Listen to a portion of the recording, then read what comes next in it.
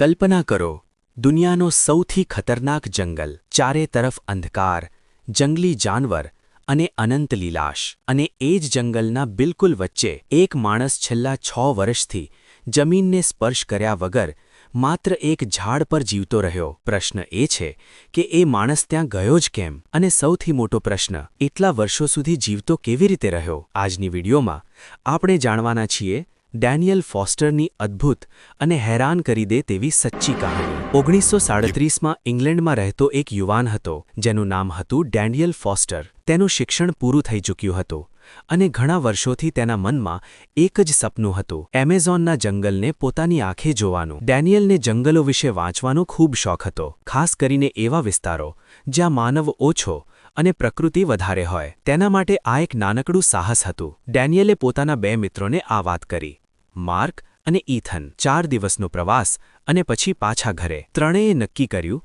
કે તે લોકો વધારે અંદર નહીં જાય, માત્ર નદીની આસપાસ રહેશે અને જોખમ નહીં લેશે. તેમની તૈયારી બહુ સામાન્ય હતી, થોડું સૂકું ખોરાક, પાણીની બોટલ, નકશો, પોકેટ નાઇફ અને એક નાની ડાયરી. એ સમયમાં ન તો જીપીએસ હતો, ન સેટેલાઇટ ફોન, ન કોઈ ઇમરજન્સી સાધન. ઇંગ્લેન્ડથી સાઉથ અમેરિકા પહોંચતા તેમને લગભગ 6 અઠવાડિયા લાગ્યા. છેલ્લે એક નાનકડા ગામમાં પહોંચ્યા જ્યાંથી આગળ માત્ર જંગલ જ હતો. સ્થાનિક લોકોએ ચેતવણી આપી, પરંતુ ત્રણેય વાતને હલકી લીધી. નદી દ્વારા નૌકામાં આગળ વધ્યા અને પછી પગપાળા જંગલમાં પ્રવેશ કર્યો. શરૂઆતમાં બધું ઠીક લાગતું હતું, પરંતુ થોડી જ વારમાં જંગલ વધુ ઘન બનતો ગયો. સાંજ પડતા અચાનક તેમને સમજાયું કે નદીનો અવાજ હવે સંભળાતો નથી અને એ જ ક્ષણે તેઓ રસ્તો ભૂલી ગયા હતા. રાત પડતી જઈ રહી હતી, જમીન ભીની અને જોખમી હતી. તેથી સુરક્ષા માટે ત્રણેય એક ઝાડ પર ચઢીને રાત પસાર કરવાનો નિર્ણય કર્યો. પણ સવાર પડતા પરિસ્થિતિ વધુ ખરાબ બની.